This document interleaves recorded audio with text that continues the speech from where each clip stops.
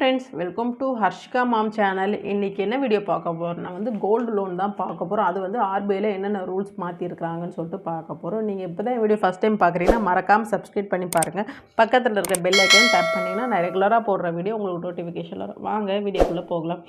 இப்போ RBI new rules என்ன கொண்டு வந்திருக்கிறாங்க. ஆல்ரெடி பார்த்தீங்கன்னா ஒரு 2 months பிஃபோராகவே நான் இந்த வீடியோ போட்டிருப்பேன்.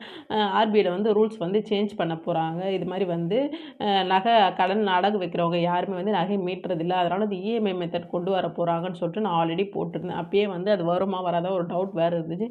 இப்போ ஜான்லேருந்து கன்ஃபார்ம் பண்ணிட்டாங்க. நிறைய இடத்துல பார்த்தீங்கன்னா ஒரு வருஷத்தை அவங்க க்ளோஸ் பண்ணி அந்த அமௌண்ட்டை எடுக்கணும் அப்படின்ற மாதிரி தான் கொண்டு வந்துட்டாங்க. இது எந்தெந்த சைடில் கொண்டு வந்திருக்கலாம் பார்த்தீங்கன்னா கண்டிப்பாக government banks most of all எல்லாத்துக்குமே கொண்டு வந்துட்டாங்க. ப்ரைவேட் செக்டார்ஸில் அது கிடையாது, அடகு கிடையாது, அந்த மாதிரி கிடையாது. ஆனால் கவர்மெண்ட் பேங்க்கில் நீங்கள் வைக்கிறீங்க அப்படின்னா கண்டிப்பாக இன்ட்ரெஸ்ட் நமக்கு கம்மி. அதனால தான் நம்ம கவர்மெண்ட் பேங்க்லேயே ஃபஸ்ட்டு ப்ரிஃபர் பண்ணுறோம். அது இல்லாமல் ஒரு குறிப்பிட்ட ஒரு 1 year லிமிட் கொடுக்குறாங்க. நம்ம எப்படி அமௌண்ட் கட்டினாலும் கவர்மெண்ட்டில் நம்ம சேஃபாக இருக்கும்னு நினச்சி தான் நம்ம கட்டுறோம். ஆனால் இப்போ நிறைய சேஞ்சஸ் கொண்டு வந்திருக்காங்க கவர்மெண்ட்லேயே. ப்ரைவேட் அடகு கடன் இன்ட்ரெஸ்ட் அதிகமாக இருக்கும். அவங்க கொடுக்குற அமௌண்ட்டும் கொஞ்சம் அதிகமாக கொடுப்பாங்க. அதனால் நிறைய பேர் ப்ரைவேட்டை ப்ரிஃபர் பண்ணுவாங்க. ஆனால் அடகு கடையோட கவர்மெண்ட்டில் தான் ரேட் ஆஃப் இன்ட்ரெஸ்ட் கம்மின்னு சொல்லிட்டு கவர்மெண்ட்டில் போங்கன்னு சொல்லிட்டு கூட நான் சொல்லுவேன். இப்போ கவர்மெண்ட்டில் என்ன சேஞ்சஸ் கொண்டு வந்திருக்கிறாங்க பார்த்தீங்கன்னா பப்ளிக் செக்டார் பேங்க்லேயும் நிறைய கொண்டு வந்துட்டாங்க. இப்போ இந்தியன் பேங்க்கு, ஐஓபி, கனரா அந்த மாதிரி சொல்லிட்டு நிறைய பேங்க்கில் நிறைய சேஞ்சஸ் கொண்டு வந்திருக்கிறாங்க. நான் கனரா பேங்க் தான் என்னுடைய பேங்க்கு.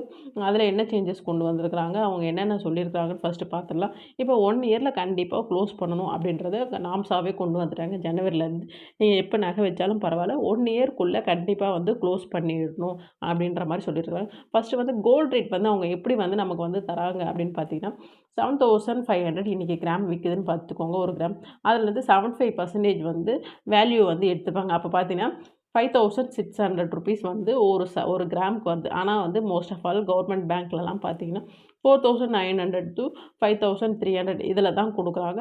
அதுலேயும் பார்த்தீங்கன்னா இன்ட்ரெஸ்ட் ரேட் ஒரு பேங்க்குக்கும் ஒரு மாதிரி இன்ட்ரெஸ்ட் ரேட் கொடுக்குறாங்க. ப்ராசஸிங் ஃபீஸும் ஒரு இடத்துக்கும் ஒரு மாதிரி கொடுக்குறாங்க. இப்போ ப்ராசஸிங் ஃபீஸ் பார்த்தீங்கன்னா இப்போ 1 லட்சத்துக்கு வச்சா ஒரு அமௌண்ட்டு சொல்கிறாங்க, 2 லட்சம் வச்சா ஒரு அமௌண்ட் அந்த மாதிரி. இப்போ 1 லட்சம் மினிமம் பார்த்தீங்கன்னா 400 ரூபாயிலேருந்து 750 ரூபா வரைக்கும் ப்ராசஸிங் ஃபீஸ் நமக்கு சேஞ்சஸ் பண்ணுறாங்க. ஒரு பேங்க்கில் இப்போ இந்தியன் பேங்க்கில் 500 ரூபான்னு வச்சுக்கோங்களேன். கனரா பேங்க்கில் ஒரு 600 ரூபா அந்த மாதிரி சொல்லிட்டு ஒரு பேங்க்குக்கும் அந்த ப்ராசஸிங் ஃபீஸும் டிஃப்ரென்ஸு அண்ட் ரேட் ஆஃப் இன்ட்ரெஸ்ட்டும் டிஃப்ரென்ஸ். ஒரு இடத்துல 9% தராங்க, ஒரு இடத்துல 8.5% தராங்க. இன்ட்ரெஸ்ட்டும் டிஃப்ரென்ஸ் தராங்க. இப்போ நீங்கள் எப்படி பிளான் பண்ணி நகையை வைக்கிறீங்க, அதை எப்படி நீங்கள் மீட்கணும். ஏன்னா எமர்ஜென்சி டைமுக்கு தான் நம்ம யூஸ் பண்ணுறோமே நகைங்களை. ஏன்னா நமக்கு நகை இருந்தால் கண்டிப்பாக டக்குன்னு ஒரு லிக்விட் கேஷாக மாற்றிடலாம் அப்படின்ட்டு தான் நகைக்கு நம்ம ப்ரிஃபர் பண்ணுறோம். ஆனால் அதுவே இப்போ நமக்கு ரொம்ப பாதகமாகிற மாதிரி மிடில் கிளாஸ் பீப்புள் தான் ரொம்ப கஷ்டப்படுவாங்க. ஏன்னு பார்த்தீங்கன்னா 1 year அவங்க ஒரு லிமிட் பீரியட் வேறு கொடுத்தாங்க. இதில்குள்ளே நீங்கள் கண்டிப்பாக க்ளோஸ் பண்ணணும்னு சொல்லிட்டு. ஏன்னா நம்மளே எமர்ஜென்சி டைமுக்கு தான் வைக்கும் போது 1 yearல மீட்கணும்னா அது எப்படி சாதகமாக ஆக போகுது, இனிமேல் எப்படிலாம் எல்லாருமே வச்சு மீட்ட போகிறாங்கன்றது தெரியல. இப்போ என்னென்னு பார்த்தீங்கன்னா நீங்கள் 1 yearக்குள்ளே கண்டிப்பாக உங்களோட ஃபுல் அமௌண்ட் ப்ளஸ் இன்ட்ரெஸ்ட்டையும் நீங்கள் க்ளோஸ் பண்ணணும் அப்படின்றத அவங்க நாம்ஸாகவே சொல்லிட்டாங்க. நீங்கள் இப்போ 1 லட்சம் வைக்கிறீங்க அப்படின்னா அந்த 1 லட்சத்தை அமௌண்ட்டு ப்ளஸ் அந்த 1 yearக்குள்ளே வட்டி அதை கட்டி க்ளோஸ் பண்ணணும்.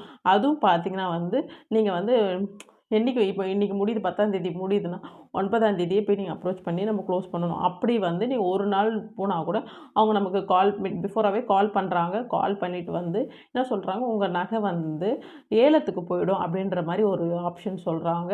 அது இல்லாமல் நம்ம இன்றைக்கி ஃபுல் அமௌண்ட் கட்டிட்டு அன்றைக்கே அடகு வைக்கணுமா அப்படின்னு பார்த்தா அடகு வைக்கிற ஆப்ஷன் கொடுக்க மாட்டேறாங்க. இப்போ கோல்டு லோன் இன்றைக்கி க்ளோஸ் பண்ணுறீங்க, இன்றைக்கே மறுபடியும் அந்த நகையை வச்சு புதுசாக அமௌண்ட்டு கொடுங்க அப்படின்னு சொல்லிட்டு கேட்டால் அன்றைக்கி ப்ராசஸ் பண்ண மாட்டாங்க. ஒரு நாள் டைம் எடுத்து மறுநாள் தான் ப்ராசஸ் பண்ணுவாங்களாம். இதுவும் எப்படின்னு தெரியல, ரொம்ப கஷ்டம். ஏன்னா நம்மளே அது எப்படியோ ரொட்டேஷன் பண்ணி யாருக்கிட்டையும் வாங்கிட்டு உடனே க்ளோஸ் பண்ணணும் அப்படின்னு நினைப்போம். அதை க்ளோஸ் பண்ணாலும் அன்றைக்கி பண்ண மாட்டாங்களாம். மறுநாள் தான் அந்த அமௌண்ட்டை நமக்கு மறுபடியும் ரீலோன் வச்சு நமக்கு தருவாங்களாம். இதையும் பார்த்துக்கோங்க. அடகு வைக்கிறவங்க கண்டிப்பாக வந்து இந்த ப்ரொசீஜர்லாம் செக் பண்ணிக்கோங்க. அதே மாதிரி ஒரே அமௌண்ட்டாக வந்து வைக்காதீங்க. இப்போ ஒரு 2,00,000 வைக்க போகிறீங்க, ஒரு 4,00,000 5,00,000 வைக்க போகிறீங்க அப்படின்னா ஸ்ப்ளிட் பண்ணி வைங்க. 2,00,000 வைக்கிறீங்கன்னா 2 அக்கௌண்ட்டாக வைங்க. 1,00,000 1,00,000 அப்படின்னு சொல்லிட்டு 2ஆ பிரிங்க. மாதம் மாதம் நீங்கள் கட்டுற தொகையை வந்து ஒரு அமௌண்ட்டுக்காச்சும் ஃபுல்லாக கட்டுங்க. கட்டிட்டு நீங்கள் எடுக்கிற ஒரு வருஷத்துக்குள்ளே எவ்வளோ அமௌண்ட் மேக்ஸிமம் நீங்கள் அதை கட்டுறீங்களோ சின்ன அமௌண்ட்டு தான் வரும். இப்போ ஒரு 1,00,000 நீங்கள் வைக்கிறீங்கன்னா மாதம் வந்து ஒரு 5,000 10,000 உங்கள்கிட்ட இருக்கிற காசெல்லாம் கட்டினீங்கன்னா, சப்போஸ் நீங்கள் க்ளோஸ் பண்ணுற டைமில் வந்து ஒரு 10,000 20,000 தான் இருந்துச்சுன்னா, டக்குன்னு இதை க்ளோஸ் பண்ணி ஃபஸ்ட்டு ஒரு அக்கௌண்ட்டை வந்து க்ளோஸ் பண்ணி நீங்கள் எடுத்துகிட்டு அகைன் வந்து அடகு வச்சுட்டு இந்த அமௌண்ட்டுக்கு வந்து மறுநாளே வந்து கூட நீங்கள் வந்து க்ளோஸ் பண்ணிடலாம். ஏன்னா வந்து இது வந்து நல்லா யோசிச்சு பாருங்கள். நீங்கள் வந்து 2,00,000 ஒரே டைமில் க்ளோஸ் பண்ணணும்னா ஒரே அக்கௌண்ட்டில் க்ளோஸ் பண்ண முடியாது. இப்போ வந்து ஃபஸ்ட்டு 1,00,000 வந்து க்ளோஸ் பண்ணுறதுக்கு மாதம் மாதம் கட்டி ட்ரை பண்ணுங்கள். இப்போ அதில் ஒரு அமௌண்ட் கண்டிப்பாக வந்து நம்ம கட்டியிருப்போம். ஏன்னா வந்து ஒரு வருஷத்துக்குள்ளே மீட்கணும்னு சொல்லிட்டாங்க. நம்ம தெரிஞ்சு தான் வைக்கிறோம். அப்போ கடகடன்னு நீங்கள் கட்டிகிட்டே வரும். ஒரு 50,000 60,000 கட்டினே கூட 40,000 மட்டும் அமௌண்ட்டை ரெடி பண்ணி நீங்கள் வந்து க்ளோஸ் பண்ணிவிடுங்க. அமௌண்ட்டை க்ளோஸ் பண்ணிவிட்டு உடனே அந்த அமௌண்ட்டை வாங்கி இந்த அக்கௌண்ட்டுக்கும் வந்து மறுநாள் வந்து கட்டி இதையும் க்ளோஸ் பண்ணிவிடுங்க. க்ளோஸ் பண்ணிட்டிங்கன்னா இதில் மறுபடியும் 1,00,000 வந்து நம்ம க்ளோஸ் பண்ணும்போது நமக்கு ஈஸியாக இருக்கும். நம்ம வந்து ரொட்டேஷன் பண்ண மாதிரி இருக்கும். நகையும் வந்து நமக்கு வந்து கையில் கிடச்ச மாதிரி இருக்கும். இந்த மாதிரி பிளான் பண்ணி வந்து பிரித்து வைங்க நகையை. ஒரே அமௌண்ட்டாக 5,00,000க்கு ஒரே அமௌண்ட்டாக வந்து 4,00,000க்கு அப்படிலாம் சொல்லிட்டு ஒரே அக்கௌண்ட்டாக வைக்காதீங்க. பிரித்து வைங்க. தென் பார்த்திங்கன்னா ரெனிவல் ஆப்ஷன் தராங்களா? ரெனிவல் மீன்ஸ் வந்து அவங்க வந்து இன்ட்ரெஸ்ட்டை மட்டும் வந்து வாங்கிக்கிட்டு ரெனிவல் பண்ணுவாங்க. அந்த ரெனிவல் ஆப்ஷன்ஸே இப்போ கிடையாதுன்னு சொல்லிட்டாங்க.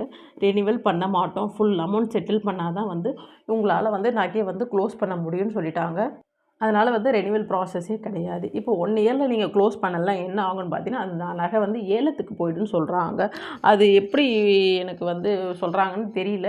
ஆனால் கண்டிப்பாக வந்து 1 இயரில் நீங்கள் க்ளோஸ் பண்ணலைன்னா அவங்க பேங்க்கே வந்து அது மாதிரி ப்ராசஸ் போயிட்டு வந்து ஏலத்துக்கு போய்டுன்ற மாதிரி ஏலத்துக்கு மூலிமா வந்து நீங்கள் மீட்டு எடுத்துக்கோங்க அகைன் வேணும்னா அப்படின்றாங்க. நம்ம இவ்வளோ நகை வந்து கஷ்டப்பட்டு சேமிச்சுட்டு அதை வந்து ஒரு எமர்ஜென்சி டைமில் வைக்கும்போது நம்ம இதெல்லாம் பார்க்கணும். எல்லாம் இப்படிலாம் ரூல்ஸ் கொண்டு வந்துட்டாங்கன்னே தெரியல. ஆனால் வந்து எமர்ஜென்சியாக வைக்கிறவங்களுக்கு ரொம்ப வந்து பாதாங்க தான் இந்த மாதிரி வந்து ஆர்பிஐலாம் ரூல்ஸ் கொண்டு வருது. ஏலம் போகிற வரைக்கும்னா நீங்கள் யாருமே வந்து வெயிட் பண்ணாதீங்க. உங்ககிட்ட எப்போ கையில் காசு இருக்குதோ அப்போல்லாம் கொஞ்சம் கட்டுங்க. இப்போ உங்ககிட்ட ஒரு 500 1000 ரூபாய் இருந்துச்சுன்னா கூட ஆப் மூலிமா கூட நிறைய வந்து பேங்க்கில் வந்து வந்துருச்சு. அந்த ஆப் மூலிமா கூட அது மூலிமா உங்ககிட்ட நீங்கள் 500 ரூபாய் இருக்குன்னா 500 ரூபாய் கட்டிடுங்க. பேங்க்கில் கட்டிட்டிங்கன்னா அது வந்து உங்களுடைய அசலில் போய் சேர்ந்துடும். நீங்கள் மாதம் வட்டியை வந்து ரெகுலராக பே பண்ணுங்க.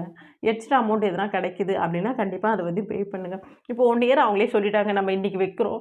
1 இயர்க்கு அப்புறம் கண்டிப்பாக முடிவு பண்ணி நம்ம வந்து எடுத்துடணுன்ட்டு கண்டிப்பாக ஃபிக்ஸ் பண்ணுங்கள். மாதம் வந்து ஒரு குறிப்பிட்ட அமௌண்ட் வந்து இதில் வந்து நம்ம வந்து கட்டணும் அப்படின்னு சொல்லிட்டு முடிவு பண்ணிவிடுங்க.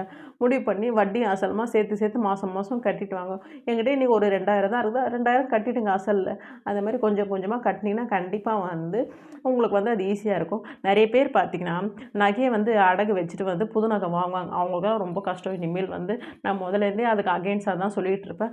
அடகு வச்சிங்கன்னா ஏன் உங்களுக்கு கேல்குலேஷன் பண்ணாவே வந்து சேம் அமௌண்ட்டை தான் வருது அப்படின்ட்டு நிறைய பேர் இனிமேல் வந்து யோசித்து செய்யுங்க. இனிமேல் அடகு வைக்கிறீங்க அப்படின்னா இதை வந்து கண்டிப்பாக நம்ம எதுக்காக யூஸ் பண்ணமோ அதுக்காக மட்டும் யூஸ் பண்ணுங்கள்.